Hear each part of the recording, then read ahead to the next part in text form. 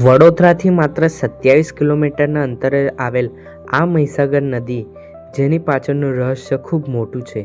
તો ચાલો મિત્રો, આજે પણ હું તમને દર્શન કરાવું મહીસાગર નદી એટલે કે મહી નદી.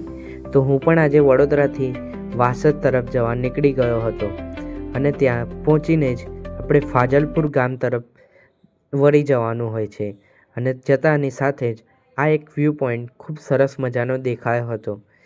કહેવાય છે કે માતાજી અહીં એમના પગલાં દેખાતા હોય છે અને હું પણ માતાજીને પ્રસાદ લઈને નીકળી ગયો હતો. અહીંયા તમને ચૂંદડી, પ્રસાદ બધું જ મળી જતું હોય છે. અને હા મિત્રો, તમે પણ નાના છોકરાને લઈને આવતા હોય ને તો અહીંયા રમકડા તો મળી જ જાય છે.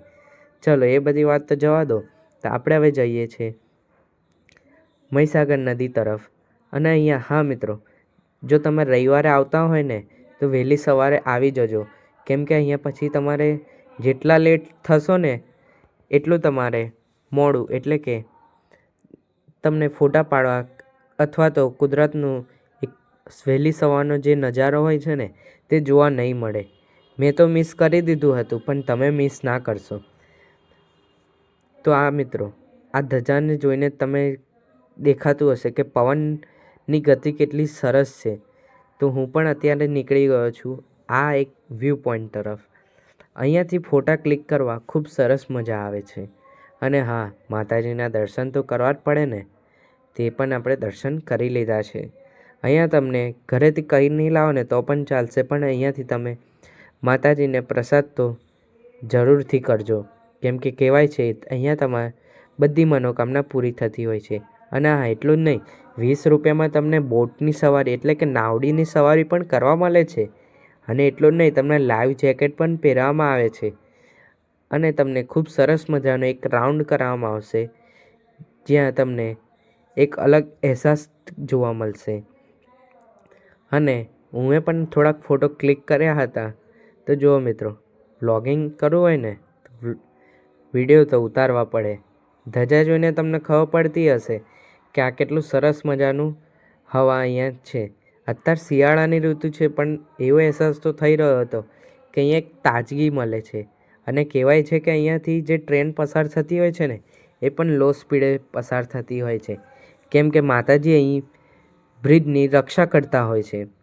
આ મહીસાગર નદી એટલી ઊંડી છે, 100 મીટર ઊંડી, 100 મીટર ઊંડી કહેવાય છે. આજનો બ્લોગ તો મિસ ના કરશો. અંતે હું તમને બતાવું છું મહીસાગર માતાનું મંદિર. હવે આપણે જઈ રહ્યા છીએ મહીસાગર માતાના મંદિરે દર્શન કરવા. નદી તરફથી પણ એક રસ્તો છે, પણ આપણે એ રસ્તા પરથી નથી આવ્યા. આપણે મેન રસ્તા પરથી આવ્યા હતા, કેમ કે એ રસ્તો હમણાં થોડોક બનાવાયો છે.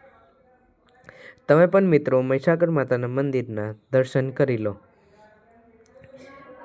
આનો ઇતિહાસ તો ખૂબ મોટો છે, પણ આપણે સરળ ભાષામાં હું તમને કહું, અહીંયા માતાજી સાક્ષાત બિરાજ્યા હતા, કેમ કે અહીંયા પહેલાં એક નાની ડેરી હતી, એટલે કે આપણે એક નાનું ઝૂંપડી ટાઈપ હતું. પછી સેવા ટ્રસ્ટ આવ્યું, ત્યારે પછી માતાજીનું એક આખું મંદિર બનાવવામાં આવ્યું. અને એટલું જ નહીં, જો તમે રવિવારે આવશો ને તમને અહીંયા પ્રસાદ મળી જશે. પ્રસાદનો સમય કહું ને એની પહેલાં થોડાક આ મંદિરના વ્યૂ પોઈન્ટ નિહાળો. તો હા મિત્રો, હવે આપણે જઈ રહ્યા છીએ પ્રસાદી તરફ, એટલે કે અન્ન ક્ષેત્ર. તમે આ જે વિડીયોમાં જોઈ રહ્યા છો ને અન્ન ક્ષેત્ર, તેનો તમને સમય કહું એટલે કે 11 થી 1નો સમય છે. ત્યાં તમને દરરોજ બપોરે જમવાનું નિઃશુલ્ક એટલે કે એકદમ ફ્રીમાં જમવાનું મળી જતું હોય છે. અને આજના જમવામાં હતું શીરો, દાળ ભાત અને બટાકાનું શાક. કહેવાય છે કે આપણા ઘરનું જમવાનું નથી બનતું ને, એવું અહીંયા માતાજીને એક પ્રસાદ તરીકે લોકો અહીંયા પ્રસાદ ગ્રહણ કરતા હોય છે.